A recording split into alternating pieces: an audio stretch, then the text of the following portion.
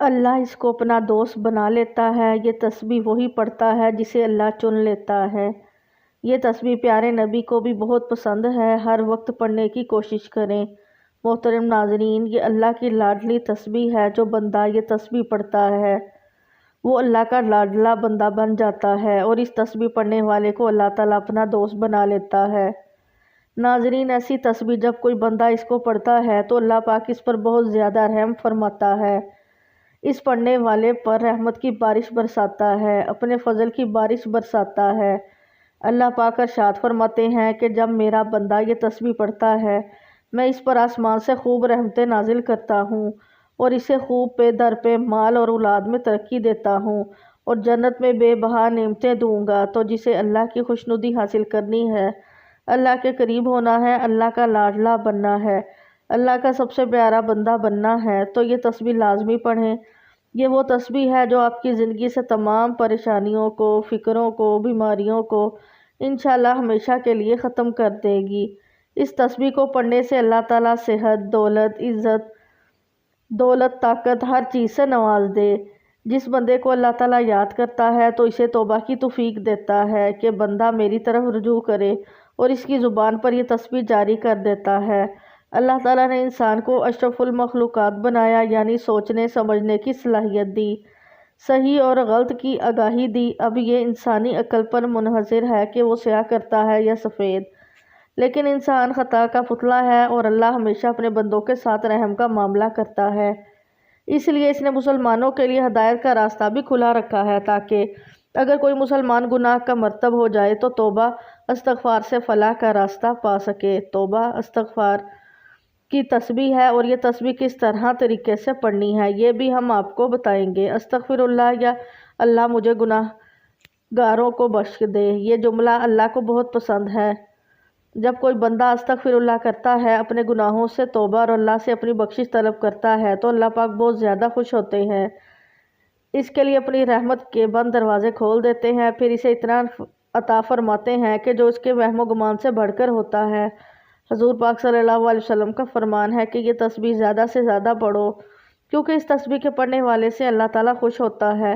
استغفار ایک بہت بڑی عبادت ہے جس کا شرف اللہ سبحانہ وتعالیٰ نے اپنے بندوں کو عطا کیا ہے۔ اللہ تعالیٰ کے نبی کریم حضرت محمد صلی اللہ علیہ وسلم نے خود اپنے اوپر استغفار کو لازم کر رکھا تھا، تو پھر دیگر مسلمانوں کا کیا حال ہوگا۔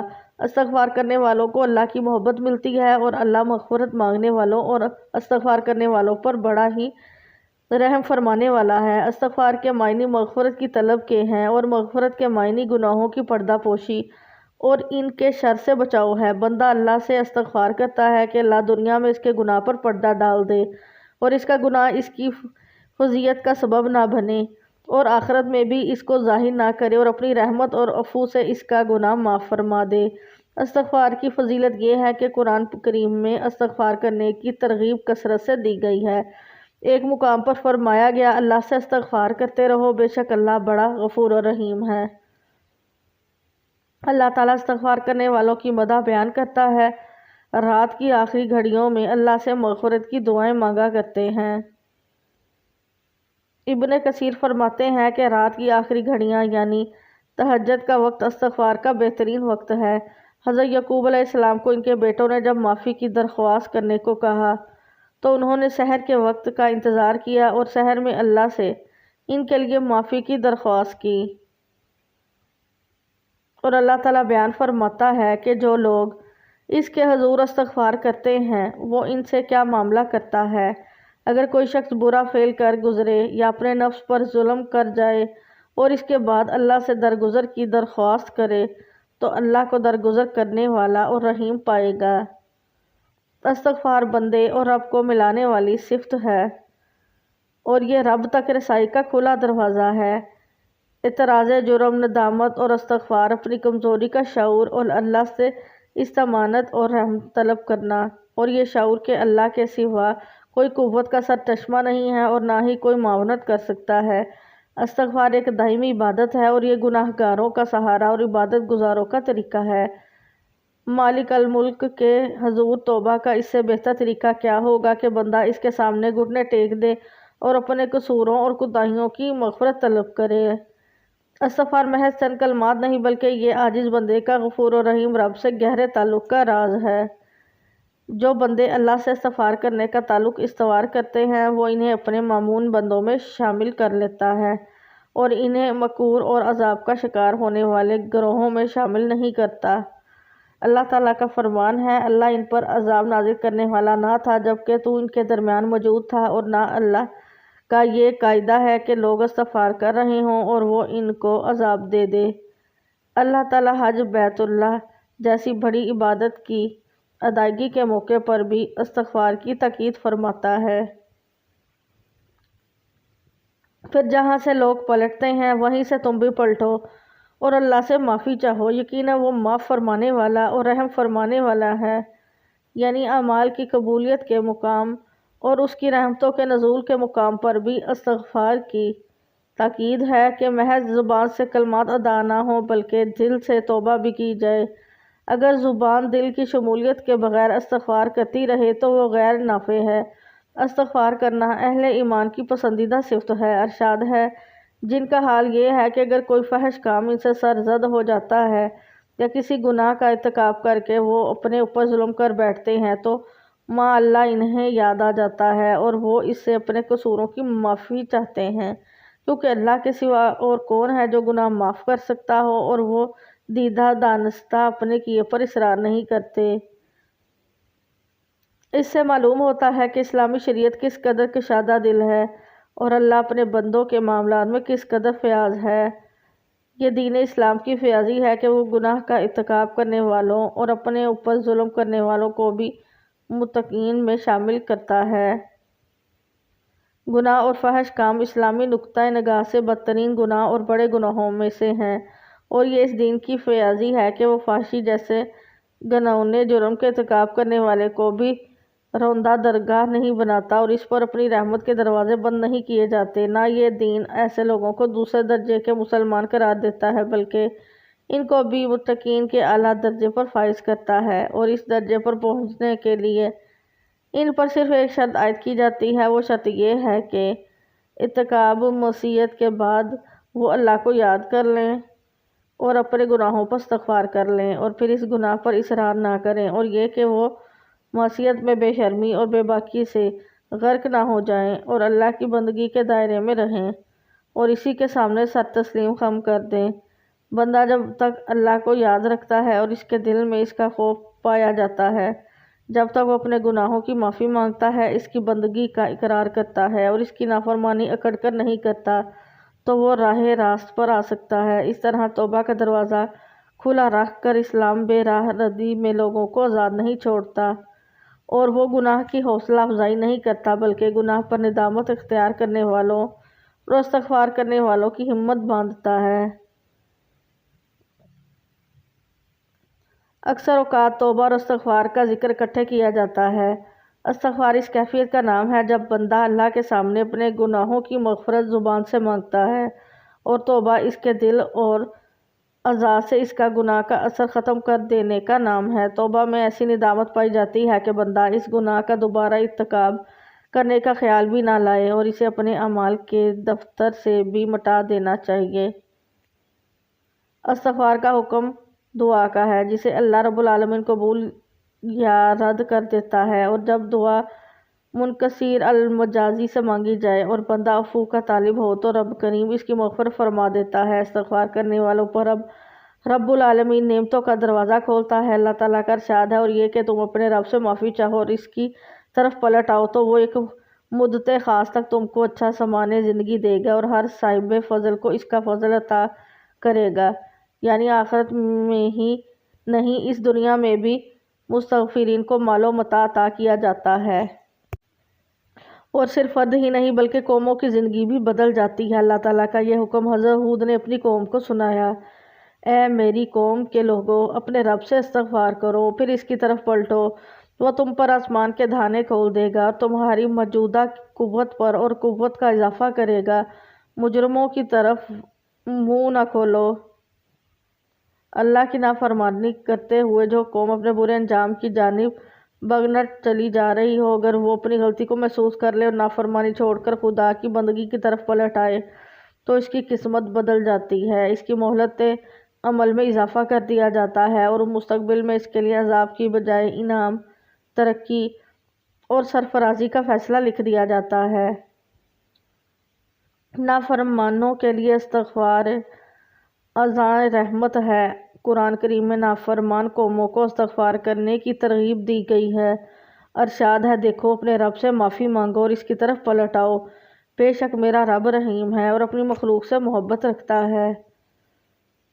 یہ اللہ تعالیٰ کی اپنے بندوں پر بڑی عنایت ہے کہ وہ جب بھی اپنے افعال پر نادم ہو کر اس کی جانب پلٹتے ہیں اور استغفار کرتے ہیں تو وہ انہیں اپنے وسیع دامن رحمت میں سمیٹ لیتا ہے، کیونکہ اپنی پیدا کی ہوئی مخلوق سے وہ بے پناہ محبت رکھتا ہے۔ مستغفرین اور پلٹ آنے والوں سے اللہ اسی طرح خوش ہوتا ہے جس طرح صحرا میں اونٹ گم ہو جانے والا شخص اس کے ملنے پر خوش ہوتا ہے، جس پر اس کا کھانا اور ہوا پانی اور وہ اسے ڈھونڈ ڈھونڈ کر مایوس ہو چکا ہو اور زندگی سے بے آس ہو کر لیٹ گیا ہو اور عین اس حالت میں دیکھے کہ اس کا اونٹ سامنے کھڑا ہے، تو اس وقت جیسی کچھ خوشی اس کو ہوگی، اس سے زیادہ، بہت زیادہ خوشی اللہ کو اپنے بھٹکے ہوئے بندے کے پلٹ آنے سے ہوتی ہے۔ حضرت نوح علیہ السلام نے اپنی قوم کو حق کی تبلیغ کی تو انہیں باصرہ اعلانیہ اور چھپکے چھپکے سمجھایا۔ میں نے کہا، اپنے رب سے معافی مانگو، بے شک وہ بڑا معاف کرنے والا ہے۔ حسن بصرہ کی مجلس میں ایک شخص نے قحط سالی کی شکایت کی، انہوں نے کہا اللہ سے استغفار کرو۔ دوسرے شخص نے تنگ دستی کی شکایت کی اور تیسرے نے کہا میرے ہاں اولاد نہیں ہوتی۔ چوتھے نے کہا میری زمین کی پیداوار کم ہو رہی ہے۔ ہر ایک کو انہوں نے استغفار کرنے کی تلقین کی اور جب لوگوں نے اس پر سوال کیا تو آپ نے جواب میں سورۃ نوح کی یہ آیات سنا دی۔ دوسروں کے لیے استغفار کرنا۔ اللہ تعالیٰ نے بندوں کو خود بھی استغفار کی تلقین کی، پیغمبروں نے بھی اللہ سے استغفار کی سفارش بھی کی۔ حضرت یوسف علیہ السلام کے بھائیوں کا معاملہ جب کھل گیا تو انہوں نے والد سے کہا کہ ہمارے لیے اللہ سے معافی مانگیں۔ سب بول اٹھے، ابا جان آپ ہمارے گناہوں کی بخشش کے لیے دعا کریں، واقعی ہم خطا کار تھے۔ اس نے کہا میں اپنے رب سے تمہارے لیے معافی کی درخواست کروں گا، وہ بڑا معاف کرنے والا اور رحیم ہے۔ ابراہیم علیہ السلام نے بھی اپنے والد کے لیے استغفار کرنے کا وعدہ کیا تھا۔ ابراہیم نے کہا سلام ہے آپ کو، میں اپنے رب سے دعا کروں گا کہ آپ کو معاف کر دے، میرا رب مجھ پر بڑا ہی مہربان ہے۔ اور کہتے ہوئے انہوں نے باپ کو یہ بھی بتا دیا تھا میں آپ کے لیے معافی ضرور چاہوں گا اور میرے اختیار میں کچھ نہیں ہے کہ میں آپ کو اللہ کی پکڑ سے بچا لوں۔ حضرت ابراہیم علیہ السلام نے انتہائی محتاط لہجے میں اس وعدے کے مطابق دعا کی تھی، مگر جب آپ کی نظر اس جانب گئی کہ ان کا باپ تو کھلم کھلا خدا کی باغی ہے تو وہ اس دعا سے بھی باز آ گئے اور ایک سچے وفادار مومن کی طرح انہوں نے باغی کی ہمدردی سے صاف صاف تبری کر دی۔ انبیاء علیہ السلام کا استغفار، انبیاء علیہ السلام گناہوں سے پاک ہوتے ہیں اور اللہ تعالیٰ ان کی حفاظت فرماتا ہے، لیکن ہم دیکھتے ہیں کہ ہمیں جا بجا ایسے واقعات ملتے ہیں جب اللہ تعالیٰ کے یہ برگزیدہ بندے بھی اس کے حضور رکوع و سجود میں جھکے ہوئے اور اس کے سامنے عاجزی سے کھڑے ہو کر استغفار کر رہے ہیں اور معافی اور مغفرت مانگ رہے ہیں۔ حضرت آدم و حوا جنت کا پھل کھانے کے بعد اللہ سے مغفرت کے کلمات سیکھ کر دعا مانگتے ہیں، اے رب ہم نے اپنے اوپر ستم کیا، اب اگر تو نے ہم سے درگزر نہ فرمایا اور رحم نہ کیا تو یقیناً ہم تباہ ہو جائیں گے۔ حضرت نوح علیہ السلام اپنے کافر بیٹے کو طوفان میں ڈوبتا دیکھ کر اللہ کو پکارتے ہیں کہ میرے گھر والا ڈوب رہا ہے، اور اس نازک نفسیاتی موقع پر اللہ کی جانب سے احساس دلایا جاتا ہے وہ تو ایک بگڑا ہوا کام ہے، اور حضرت نوح علیہ السلام گڑ گڑا کر دعا مانگتے ہیں، اے میرے رب میں تیری پناہ مانگتا ہوں اس سے کہ وہ چیز تجھ سے مانگوں جس کا مجھے علم نہیں، اگر تو نے مجھے معاف نہ کیا اور رحم نہ فرمایا تو میں برباد ہو جاؤں گا۔ حضرت ابراہیم علیہ السلام بڑی عاجزی سے اللہ کے حضور درگزر کی امید رکھتے ہیں، اور جس سے میں امید رکھتا ہوں کہ روز جزا وہ میری خطا معاف فرما دے گا۔ حضرت داؤد جب نبیوں والے معاملے میں مبتلا فتنہ ہو گئے اور اللہ نے اپنے محبوب بندے کا محاسبہ کیا اور انہیں اپنی تقصیر کا احساس ہوا تو وہ فوراً اسی رب کی جانب پلٹ کر اس سے معافی مانگ لی۔ ان کی کیفیت کو قرآن میں بیان کیا گیا ہے۔ یہ بات کہتے کہتے داؤد علیہ السلام سمجھ گیا کہ یہ تو ہم نے دراصل اس کی آزمائش کی ہے۔ چنانچہ اس نے اپنے رب سے معافی مانگی اور سجدے میں گر گیا اور رجوع کر لیا۔ حضرت سلیمان علیہ السلام کو بھی آزمائش میں ڈالا گیا۔ جب ان کی کرسی پر ایک جسدہ لا کر ڈالا گیا تو وہ فوراً اپنی لغزش پر منقبہ ہو گئے اور اپنے رب سے معافی مانگ کر اپنی اس بات سے رجوع کر لیا جس کی وجہ سے وہ فتنے میں پڑے تھے، اور دعا کی، اے میرے رب، مجھے معاف فرما دے اور مجھے وہ بادشاہی دے دے جو میرے بعد کسی اور کے لیے سزاوار نہ ہو، بے شک تو ہی اصل داتا ہے۔ حضرت موسیٰ علیہ السلام کے ہاتھوں قطبی مارا گیا تو انہوں نے اللہ سے اس لغزش کی معافی مانگی۔ پھر وہ کہنے لگا، اے میرے رب، میں نے اپنے نفس پر ظلم کر ڈالا، میری مغفرت فرما دے۔ اللہ تعالیٰ کے برگزیدہ انبیاء مرسلین کے منتقائے آرزو ہے کہ اللہ تعالیٰ قیامت کے دن ان کی خطائیں معاف کر دے، حالانکہ وہ اللہ کو سب سے بڑھ کر جانتے ہیں اور ان کے نفس کی گہرائیوں میں رب کی معرفت رچی بسی ہے۔ اس معرفت اور قرب کے ساتھ بھی وہ اللہ سے ڈرتے ہیں کہ ان سے کوئی خطا ہوئی ہو۔ وہ اپنے اعمال پر بھروسہ نہیں کرتے، وہ فضل ربی پر بھروسہ کرتے ہیں اور اللہ کی رحمت کے امیدوار ہیں کہ وہ عفو درگزر ہوگا، تبھی ان کی نجات ہوگی۔ اس شعور کے مطابق عمل کی قیمت بہت ہی کم ہے اور مغفرت کی قیمت زیادہ ہے۔ اگر اللہ تعالیٰ کے ان برگزیدہ بندوں کا حال یہ ہے تو پھر ایک مومن کو اپنے رب سے کس قدر مغفرت مانگنے کی ضرورت ہے۔ احادیث میں نبی کریم صلی اللہ علیہ وسلم نے استغفار کی بہت ہی فضیلت بیان فرمائی ہے۔ ایک حدیث میں رسول اللہ صلی اللہ علیہ وسلم فرماتے ہیں، جو شخص استغفار کی کثرت کرتا ہے، یعنی ہمیشہ استغفار کرتا رہتا ہے، مسلسل استغفار کرتا ہے، اللہ تعالیٰ ہر تنگی اور پریشانی سے اس کے لیے راستہ نکال دیتا ہے، اور اللہ تعالیٰ ایسے آدمی کو غم سے نجات اور رہائی نصیب فرماتا ہے، اور اس آدمی کو اللہ تعالیٰ ایسی جگہ سے روزی پہنچاتا ہے کہ اس کے گمان میں بھی نہیں ہوتا، اسے معلوم بھی نہیں ہوتا، ایسی جگہ سے اللہ اسے رزق عطا فرماتا ہے۔ یہ حدیث ہمیں یہ تعلیم دیتی ہے کہ ہم کثرت سے چلتے پھرتے اپنے کاموں میں مشغول ہوں تب بھی استغفار کرتے رہیں، اور اس کے 3 بڑے فائدے اس حدیث میں پیارے رسول اللہ صلی اللہ علیہ وسلم نے ہمیں بتلائے ہیں۔ ایک فائدہ یہ ہے کہ استغفار کی برکت سے اللہ ہمیں پریشانیوں سے بچائے گا، اور اگر کوئی آدمی کسی پریشانی میں مبتلا ہوگا، اللہ تعالیٰ اس پریشانی سے اسے نکال دے گا۔ دوسرا فائدہ یہ ہے کہ ہر غم سے اللہ ہمیں نجات عطا فرمائے گا، اور تیسرا فائدہ یہ ہوگا کہ اللہ تعالیٰ ہمیں ایسی جگہ سے روزی دے گا جہاں ہمارا گمان بھی نہیں ہوگا۔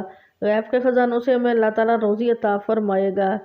ایک کلمہ استغفار کا، استغفر اللہ الذی لا الہ الا هو الحی القیوم واتوب الیہ، جسے یہ یاد ہو یہ پڑھتا رہے۔ یہ کلمہ استغفر اللہ ربی من کل ذنب واتوب الیہ یہ بھی پڑھ سکتے ہیں، اور جسے یہ یاد نہ ہو تو استغفر اللہ ہی پڑھتا رہے۔ یہ مختصر کلمہ ہر مسلمان کو یاد ہوتا ہے، اسے پڑھتے رہنا چاہیے، اسے زبان پر ہر وقت جاری رکھیں۔ اللہ تعالیٰ ہمیں استغفار کی تمام فضیلتیں عطا فرمائے۔ اسی طرح حدیث مبارکہ میں ہے کہ رسول اللہ صلی اللہ علیہ وآلہ وسلم نے فرمایا، ہر انسان خطا کار ہے، یعنی ہر انسان گناہ کرتا ہے، کوئی نہ کوئی غلطی سرزد ہو جاتی ہے، اور بہترین خطا کار وہ ہیں جو توبہ کرتے ہیں، یعنی جن لوگوں سے گناہ ہو گیا اور انہوں نے اپنے گناہ سے توبہ کر لی، یہ سب سے بہترین لوگ ہیں۔ اگر انسان گناہ سے توبہ نہیں کرتا بلکہ بار بار گناہ کرتا رہتا ہے تو اس کا دل سیاہ ہو جاتا ہے۔ جو بندہ گناہوں سے سچی توبہ کرتا ہے وہ اپنی توبہ پر قائم رہتا ہے، اللہ تعالیٰ اس کے تمام گناہوں کو معاف کر دیتا ہے۔ ایک حدیث میں آپ صلی اللہ علیہ وسلم فرماتے ہیں، گناہوں سے صحیح اور پختہ توبہ کرنے والا شخص ایسا ہے کہ گویا اس نے گناہ کیا ہی نہ ہو۔ اللہ تعالیٰ ہمیں توبہ استغفار کی کثرت کرنے کی توفیق عطا فرمائے، آمین۔ استغفار کے معنی ہے کہ گزشتہ گناہوں کی معافی مانگنا، اور توبہ کی حقیقت ہے آئندہ گناہ نہ کرنے کا عہد کر لینا، یا زبان سے گناہ نہ کرنے کا عہد استغفار ہے، اور دل سے عہد توبہ۔ استغفار غفر سے بنا ہے، بمعنی چھپانا، چھلکا وسط، جو کہ استغفار کی برکت سے گناہ ڈھک جاتے ہیں، اس لیے اسے استغفار کہتے ہیں۔ اللہ پاک قرآن پاک میں حضرت نوح علیہ السلام کا قول حکایتاً ارشاد فرماتے ہیں، تو میں نے اب کہا، اپنے رب سے معافی مانگو، بے شک وہ بڑا معاف کرنے والا ہے۔ استغفر اللہ پڑھنے والا بندہ اللہ کو بہت ہی زیادہ پیارا لگتا ہے۔ تو جب آپ استغفار کے ساتھ کریں گے تو سوچیں اللہ آپ اس بندے سے کتنا زیادہ خوش اور راضی ہوگا، اللہ پاک کو وہ بندہ کتنا پیارا لگے گا۔ پھر جب آپ اللہ تعالیٰ سے اپنی حاجت کے لیے دعا کریں گے تو کیا ایسا ہو سکتا ہے کہ آپ کی حاجت پوری نہ ہو؟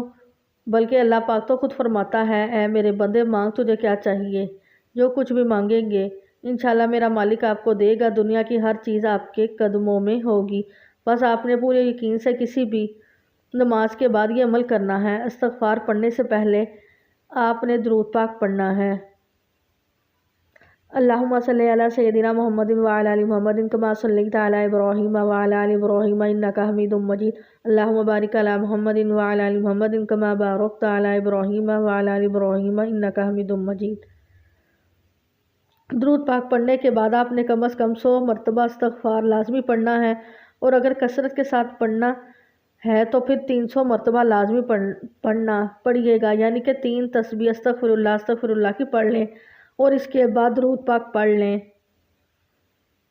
ناظرین، اگر آپ کو ویڈیو اچھی لگی ہے اسے آپ نے لائک کرنے، شیئر کرنا ہے اور کمنٹ میں اللہ تعالیٰ کے 99 ناموں میں سے ایک نام ضرور لکھنا ہے۔ جزاک اللہ۔